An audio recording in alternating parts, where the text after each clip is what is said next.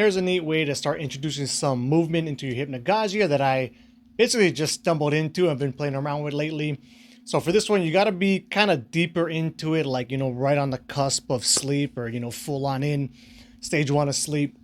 And it has to do with feeling your heartbeat. So it can be kind of hard to feel your heartbeat sometimes. So something that can help there is you put earplugs in, makes it easier to hear it and feel it.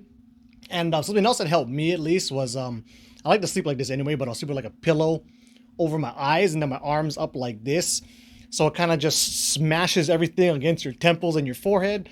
Then it makes it easier to feel your pulse as well. But basically all you want to do is start pretending like on one beat you're like waving, you're leaning back, and then the next one you're kind of leaning forward, and you can start to get this rocking sensation introduced into the Hypnagogia. This also has a good way of helping out where a lot of times, at least for me at least, if I'm more visual than, kinetic or whatever. So I'll see the Hypnagogia at first quite easily, right? But then sometimes when it starts to transition into more physical sensations where like sometimes you'll start to feel all of a sudden like you're standing up or something like that, right? Even though, of course, you're lying in bed, is sometimes the feeling of the initial movement can kind of shock you and pull you out of it. So a nice way to kind of get used to that feeling and get a bunch of like nice reps in and getting used to that rocking sensation, or the movement, I should say, is to go ahead and do this heartbeat pulse movement thing I just described. So yeah, give it a try.